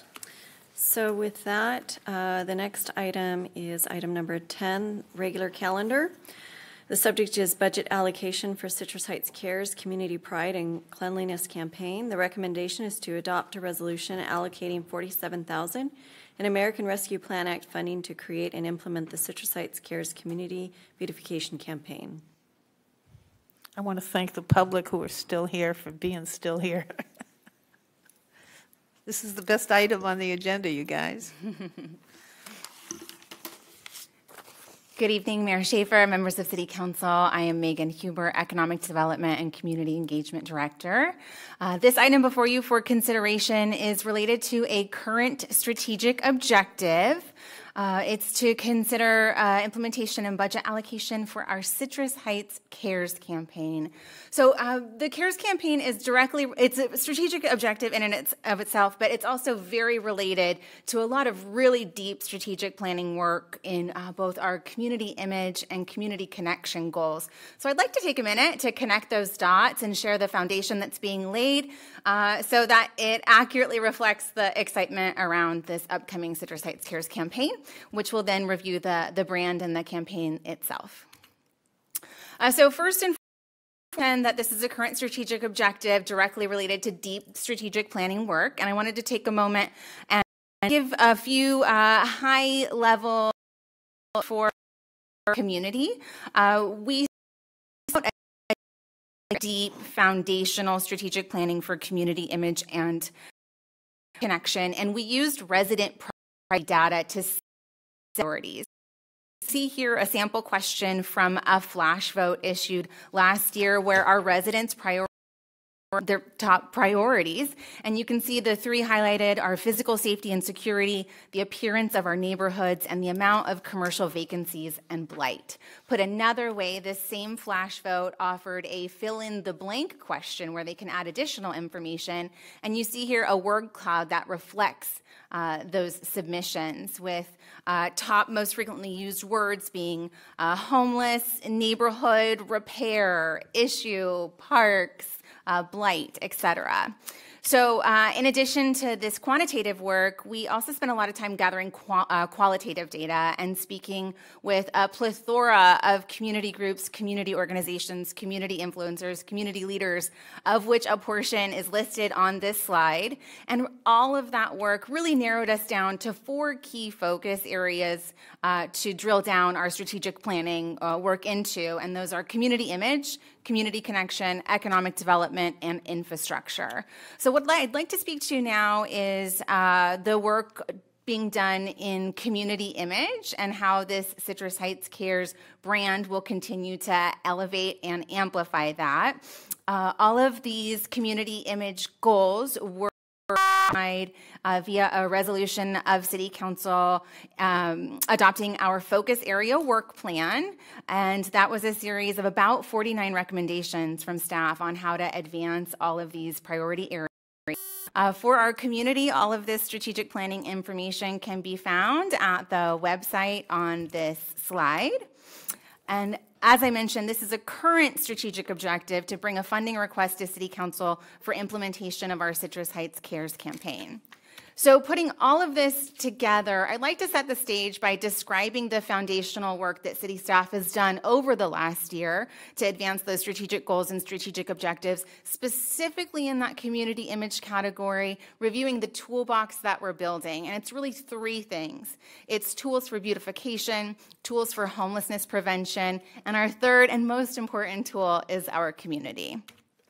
So first and foremost, a lot of great initiatives have been stood up in Citrus Heights in the last year around beautification. Probably the most visible in our community, a really sharp truck, if I can say so myself, is our beautification crew. And this is a 2-person proactive full-time crew actively patrolling our city to help with homeless camp abatement, illegal dumps, abandoned transient carts and debris, etc. Amy, I lost there we go. Second, we have done really collaborative work, expanding our influence and working with jurisdictional partners like Caltrans and Roseville to advance cleanup initiatives around the borders of our cities and in jurisdictional crossover. These tend to be really highly visible areas, and many of our residents don't realize that it's not directly city-owned property, but that doesn't mean that we can't work with our partners to create solutions. So you can see some great solutions happening in those photo examples. We also implemented some policies for prevention, one being our shopping cart ordinance. And as a reminder, it's a very simple implementation where a business files a retrieval plan to tell us how we'll retrieve shopping carts, and they install new shopping cart ownership signage. And what that really does is allow removers to be cited to help prevent a lot of that visual blight that you see in those photo examples at the bottom of the slide. Now do a quick flyover of advancements in our homelessness prevention initiatives. We continue to offer our Homeless Navigator program, extremely successful, that provides counseling services and resources for those at risk of becoming homeless and services for those who are currently homeless. It's important to underscore these are for unhoused residents who are ready for assistance, and we're really grateful to have partners like Citrus Heights Heart to be able to do this work together. We're also increasing accountability and consequences through standing up a chronic nuisance offender program and community prosecutor program. And those certainly are not housed or unhoused. We have an expectation that our neighbors are good residents, and these programs are tools that have been put in place for folks who are not being good residents. So all of this work has been embodied into our Citrus Heights Cares brand. This is a visual stamp. You saw it on the beautification truck that we're using to be able to easily identify all of this community image and beautification work and effectively tell the story of progress that's being made through really sharp and focused strategic planning. It's really important to us to do great storytelling. You know, if a tree falls in the woods and nobody's around to hear it, did it really happen? So we're being really intentional about pausing to effectively tell the story as it's happening, to make sure our residents know the progress that's being made, and frankly, to know the resilience that it takes to problem solve. This is not a magic bullet toolbox by any means. It takes resilience and consistency, and we want to be able to share that with our residents and businesses as well.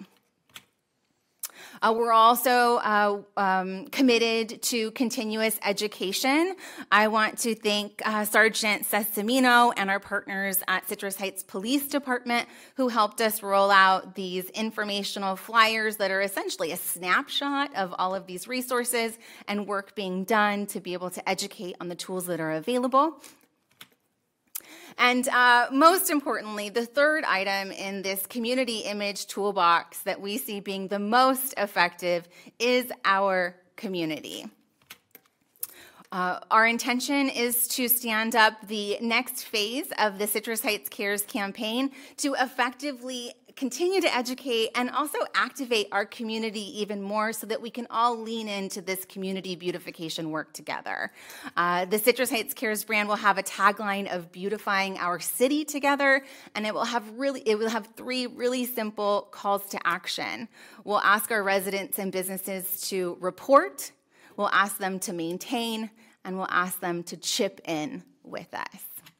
So some quick highlights on what that sounds like in the report call to action. This is all about creating mindfulness for proactive reporting. It's really easy. I'm guilty of it myself, driving past a pothole on my street and silently complaining about it to myself in my own head, right? But what's most important is that we bring it to the attention of the folks who can fix it. And our General Services Department has been really hard at work launching our new tool, See, Click, Fix, which is available as an app, also as a portal on our website. We, of course, offer additional channels like direct phone and email to log these issues as well. The report call to action of this campaign will be to educate and help our residents and businesses recognize the things that we can log to more proactively fix. These are some examples of how we're effectively telling that story. On the left, you see a Facebook post. We are intending to have a frequency of at least once per week to educate our community on the tools that are available and the reasons why they should use those tools to help beautify.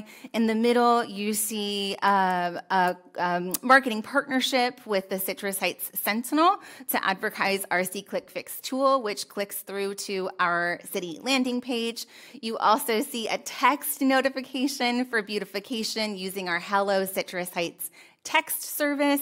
And then on the lower right-hand side is our new Facebook cover banner.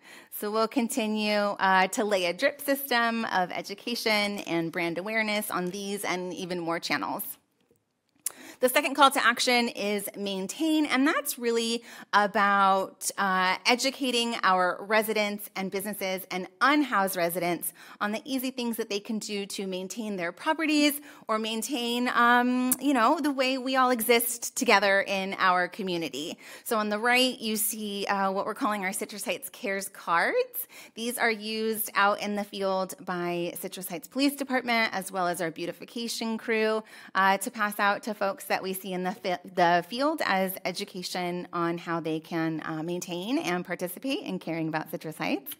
And then finally, the chip in call to action is really about going above and beyond. And frankly, this is one of the things that I'm most excited about because Citrus Heights has such a great existing community fabric that we can leverage to create programming around chipping in and caring together.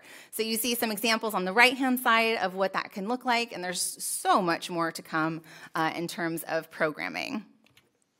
So the next steps and the recommendation for associated budget allocation is listed at the table on the right-hand side. It's essentially two categories for the next leg of our Citrus Heights Cares campaign. The first category is signage, which will include light pole banners, a draft of which you see on the left. project. And then it will also include large sign installations, and we're hoping to be able to partner with some commercial property owners and property managers for some light pole signage as well. We've heard a goal from City Council and fellow city leadership that it's really important that this campaign has a physical presence in the community. Certainly digital is important, but out in the community is where the work is going to happen, so we want to get the brand out there as well. The second category is around promotions. We see a budget allocation necessary to continue to execute effective advertising using local media ads, social media ads, and the like. We would also like to set a goal for some Citrus Heights Cares branded promotional items that can be utilized in that chip-in programming that was referenced and beyond. And finally, we've set a goal for this campaign for a citywide educational mailer. In addition to the signage and promotions that we've listed, of course, we will continue to leverage our own channels as well as earned media, things like brand presence and educational materials, easy to use and access on our website, regular social media and e-news, local and regional news media relations, potential co-op marketing, and an ongoing community engagement program in partnership with all of the community engagement that we're standing up. So with that, that is the recommendation that you see on screen, and I'm happy to take any questions. Councilmember Taft, would you have some questions or comments? Yeah, I have a comment. When I was at the Sunrise Marketplace meeting, the one thing I noticed that I really enjoy, I was driving down Sunrise Boulevard from 50 all the way up here, and signage makes a big difference. Mm-hmm. And so when I saw your proposal here, I was very excited about that. So thank you for making it visible, public, and engaging. Comment? Her enthusiasm is so good, I can't wait to vote. It's great. That's great. That's great. We All right. need this. So with that, I'll take a motion. Can I make the motion? Yes, you may. I motion that we adopt the staff recommendation of allocating $47,000 from ARPA funds to implement the Citrus Heights Cares program. Thank you, Megan. Second. All right. I'm so sorry. I don't know That's what's all right. going on with my microphone. But I just wanted to check if there was any public. I didn't see any on Zoom. No public comment? Okay. Well, do you want me to open the public hearing? This is not a public hearing, but I just wanted to see if there was any Public from the audience. comment on the item? I like it. So okay. So let's do a roll. We have a first and a motion, and let's do a roll call vote then. Councilmember Karpinski-Costa? Yes. Councilmember Lopez Taft? Yes. Councilmember Middleton and Vice Mayor Daniels are absent. Mayor Schaefer? Yes. All right. Next item, please. Next item is department reports, and there are none. Next item is city manager items.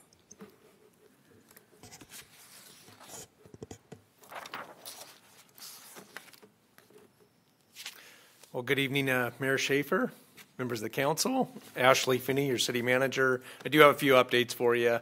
Definitely feeling good on the enthusiasm of that last item. Very excited to see that signage get deployed in the community and appreciate all the hard work that's been put into that Citrus Heights Cares campaign. And Megan's certainly been leading the charge on that, but it's also been a group effort with a lot of hands and I guess minds that have been involved on some of the branding too. So appreciate everybody's work on that. We have our General Services Department, just a couple of things to note here. Some good news along the Old Auburn Trail, part of a neighborhood improvement project that was done in collaboration with Jason, which is the Citrus Heights area 789 neighborhood, was installation of 4 benches along the trail as well as some trash receptacles. So next time you're out and about on the Old Auburn Trail, have a nice spot to sit down and talk to a neighbor and kind of get that community connection that I know has been very important to City Council as well as the community. So great to see those installed and deployed. And I think with some of the neighborhood grants and some of the community grants that the council has recently approved, hopefully we'll see more stuff like that. So excited to see that. We also had some repairs done on the bricks on the Sunrise Boulevard median planters. I know our council has had concern about that. Our staff has had concern about that. So really appreciate General Services Department team making sure that we had a pretty significant brick repair on those medians, making sure that our business district in the Sunrise Marketplace is beautiful and presents well for City of Citrus Heights. Very excited to report this just came out today, and we actually had some media as well on this that was picked up. But the community block party trailer is ready for reservations. So if you're ready to hold a party with your neighbors, we've got the trailer for you. So you can see that you can do the reservations on this link here. Has everything you need to host a block party, tables, chairs, the sound system, coolers, some fun lawn games, trash receptacles and the like. So we're ready to get that deployed. Does it have a tent? It needs a tent. You know, one of those. Oh, an easy up. You know, I bet you that this is not an all-inclusive list. Yeah. There is quite a bit going on with that trailer, and so it's definitely going to be something that can hold a terrific event. So I'm excited to say that that's ready to go, ready for action. Well, neighborhoods, let's get planning. And that concludes my comments.